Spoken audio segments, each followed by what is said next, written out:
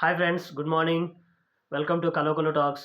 ఈరోజు మనం తెలుసుకోబోయేటువంటి interesting topic ఏంటంటే, ప్రపంచాన్నే ఆలోచనకి గురి చేసినటువంటి ఒక తీర్పు, ప్రపంచాన్ని మార్చేసినటువంటి తీర్పు, ఒక దేశ భవిష్యత్తునే మార్చేసినటువంటి తీర్పు గురించి ఇవాళ మనం తెలుసుకోబోతాం.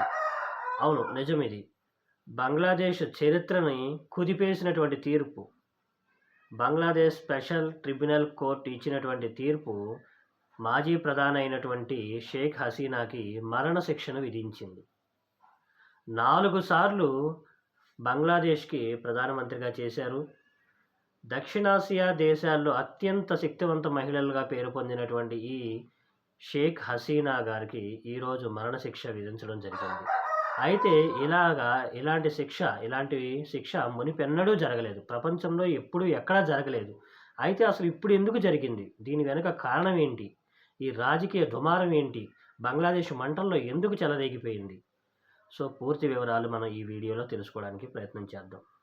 అసలు ఏం జరిగిందని తెలుసుకుంటే, ఈ బంగ్లాదేశ్ స్పెషల్ ట్రిబ్యునల్ కోర్టు ఏదైతే ఉందో, ఈ స్పెషల్ ట్రిబ్యునల్ కోర్టు మాజీ ప్రధాని అయినటువంటి ఈ షేక్ హసీనాకి మానవ వ్యతిరేక నేరాలు, మానవ హక్కుల ఉల్లంఘించారు, హసీనా ప్రభుత్వం మానవ హక్కులను ఉల్లంఘించింది అనే దాని మీద ఈవిడికి మరణశిక్షను విధించడం జరిగింది.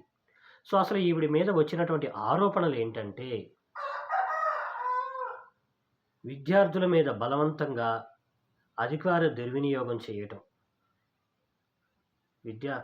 ఆందోళనలు చేస్తున్నప్పుడు ఆవిడ అక్కడ తీసుకున్నటువంటి చర్యలు, విద్యార్థులు ఆందోళన చేస్తున్నప్పుడు ఆవిడ తీసుకున్నటువంటి చర్యలు ఏంటంటే, అధికార దుర్వినియోగం, పోలీసులను దుర్వినియోగం చేశారు, అధికార బలప్రయోగం చేశారు.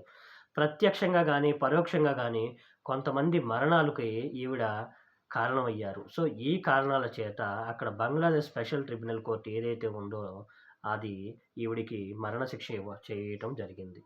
అయితే ఈ కేసు ఎందుకు ఇంత సెన్సిటివ్, అసలు ఇంత సెన్సిటివ్గా తీసుకోవాల్సినంత అవసరం ఏంటి అంటే, ఈవిడ మామూలు మనిషి అయితే కాదు. ఎందుకంటే 4 సార్లు దేశ ప్రధానిగా చేయటం అంటే అంత ఆషామాషి అయితే కాదు. 4 సార్లు బంగ్లాదేశ్కి ప్రధానమంత్రిగా చేశారు. బంగ్లాదేశ్ని అభివృద్ధి పదంలో నడిపించారు. అక్కడ ఉన్నటువంటి ప్రతిపక్షం ఏదైతే ఉందో ఆ ప్రతిపక్షం ఈవిడ్ని ఒక డిక్టేటర్గా అభివర్ణించారు. ఎవరు? అక్కడ ఉన్నటువంటి ప్రతిపక్షం ఈ షేక్ హసీనాని ఒక డిక్టేటర్గా అభివర్ణించారు. విద్యార్థుల సంఘాలు కోపంతో రగిలిపోయాయి, ఆందోళనలు పెరిగిపోయాయి. సో ఈ డిక్టేటర్షిప్పే అక్కడ ప్రజల్లో కోపాన్ని తెప్పించింది. ఈ కోపాన్ని తెప్పించడం వల్లనే, ఈ కారణం వల్లనే ఆవిడ ఇవాళ మరణశిక్ష అనే డెత్ సెంటెన్స్కి కారణం అవ్వడానికి కూడా ఒక రీజన్ అని చెప్పొచ్చు. అయితే ఇక్కడ మనకి కొన్ని క్వశ్చన్స్ వస్తూ ఉంటాయి.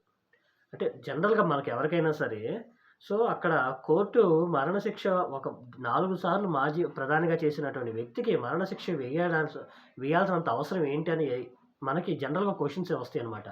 ఈ క్వశ్చన్స్ ఏంటంటే, ఒకటి, ఇది నిజమైన తీర్పేనా, లేదా దీని వెనక రాజకీయ దుమారం ఏమైనా ఉందా అని ఒక కామన్ క్వశ్చన్ వస్తుంది.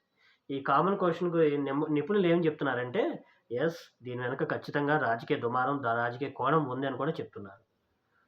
మరి ఇప్పుడు ఈ హసీనా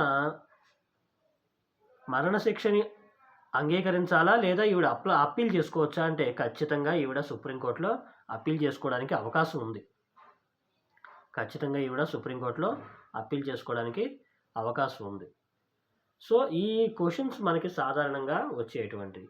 అయితే ఇక్కడ మన దేశానికి ఇంపాక్ట్ ఎలా ఉంటుంది అంటే, ఎందుకంటే మనకి బంగ్లాదేశ్ పొరుగు దేశం కాబట్టి, మనమేమన్నా ఈ తీర్పు వల్ల మనకు వచ్చేటువంటి ఇంపాక్ట్ ఏంటంటే, ఈవిడ బంగ్లాదేశ్ నుంచి పారిపోయి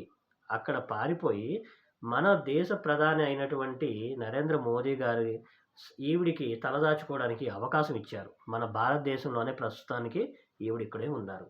సో ఇప్పుడు కంపల్సరీగా ట్రిబ్యునల్ కోర్టు తీర్పు ఇచ్చింది కాబట్టి మన ప్రభుత్వం కంపల్సరీగా బంగ్లాదేశ్కి ఈవిడ్ని అప్పచెప్పాల్సిన అవసరం ఉంటుంది. కంపల్సరీగా అప్పచెప్తారు. అయితే 4000 కిలోమీటర్ల బోర్డర్ని మనం బంగ్లాదేశ్తో పంచుకుంటున్నాం. మన బోర్డర్ బంగ్లాదేశ్తో 4000 కిలోమీటర్లు ఉంది.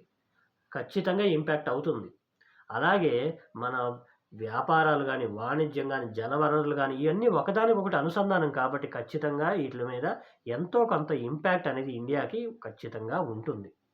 అయితే ఇంకొక ముఖ్యమైన విషయం ఏంటంటే, ఇప్పుడు వచ్చేటువంటి ఈవిడ ప్రభుత్వం పడిపోతుంది. ఇప్పుడు వచ్చేటువంటి కొత్త నాయకుడు, కొత్త ప్రభుత్వం మన వైపు ఉంటుందా? లేదా మరి ఇంకో ఎటువైపు ఉంటుందా? అనేది కూడా ఇక్కడ తెలుసుకోవాల్సినటువంటి విషయం. సో, ఈ రకంగా అయినటువంటి ఇంపాక్ట్స్ అనేయి ఖచ్చితంగా మనకుంటాయి. అయితే ఇంకొక ముఖ్యమైన విషయం తెలుసుకోవాల్సిన విషయం ఏంటంటే, ఇంకోటేంటంటే, అసలు ఈ బంగ్లాదేశ్‌లో అల్లర్లు చెలరేగడానికి కారణాలేంటి?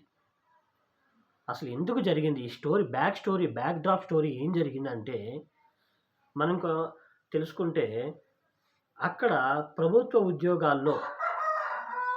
ఉద్యోగాల్లో రిజర్వేషన్‌లని మార్పులు చేయటం. ఫస్ట్ పాయింట్ ప్రభుత్వ ఉద్యోగాల్లో రిజర్వేషన్‌లని మార్పులు చేయటం. ఇంకొకటేంటి, అసలు ఉద్యోగ అవకాశాలు కంప్లీట్‌గా తగ్గించేయటం. ఉద్యోగ అవకాశాలని కంప్లీట్‌గా తగ్గించేయటం. ఇంకొకటేంటంటే, ప్రభుత్వమే అక్రమంగా అరెస్టులు చేపిచ్చడం. పోలీసులతో లాఠీలతో కొట్టిచ్చడం. ఇంకొకటి ఏంటంటే, ఇది క్రమక్రమంగా పెరుగుతూ ఒక విద్యార్థి మరణానికి దారితీసింది. ఇక్కడ నుంచి ఉద్యమం పూర్తిగా స్వరూపమే మారిపోయింది. ఆ స్వరూపం మారిపోయి బంగ్లాదేశ్ ప్రధాని అయినటువంటి షేక్ హసీనా నివాసం మీదకి రాళ్ళు రువ్వి నివాసాన్ని ఆక్రమించుకునే దాకా వెళ్ళిపోయి, అక్కడ నుంచి ఆ ప్రధాని ఎవరైతే ఉన్నారో పారిపోయి మన ఇండియా దాకా వచ్చే పరిస్థితి ఏర్పడింది.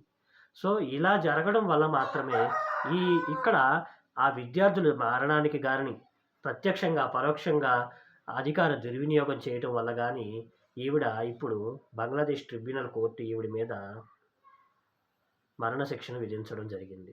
అయితే ఫైనల్‌గా ఇప్పుడు సరే ఫైనల్ సంగతి పక్కన పెడదాం. ఇప్పుడు నెక్స్ట్ ఏం జరగబోవచ్చు? వాట్ నెక్స్ట్ అని తెలుసుకుంటే, ఈవిడ జైలుకి వెళ్తారా?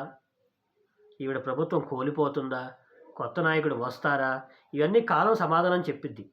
వెయిట్ చేద్దాం. కాలం సమాధానం ఖచ్చితంగా చెప్తుంది కాలం. అయితే ఇక్కడ ఒక దేశాన్ని 4 సార్లు అంటే ప్రధానమంత్రిగా చేసినటువంటి అత్యంత శక్తివంతమైనటువంటి మహిళ ఈరోజు ఒక తీర్పుకి తలొంచి నిలబడాల్సొచ్చింది. ఇక్కడ ఒక బంగ్లాదేశే కాదు, ప్రపంచంలో ఎవ్వరైనా, ఏ నాయకుడైనా, ఏ ప్రభుత్వం అయినా సరే వాళ్ళందరికీ ఇది ఒక సంకేతం లాంటిది. ఎందుకంటే అధికారం ఎప్పుడూ శాశ్వతం కాదు. ఇక్కడ బాధ్యత మాత్రమే శాశ్వతం. సో, అది అందరూ గుర్తుపెట్టుకోవాలి. సో, ఈ విషయం మీద మీకు కూడా ఇంకేమన్నా విషయాలు తెలుసుంటే, అంటే ఈ టాపిక్ మీద మీకు ఇంకేమన్నా తెలుసుంటే దయచేసి కామెంట్స్‌లో తెలియచేయండి.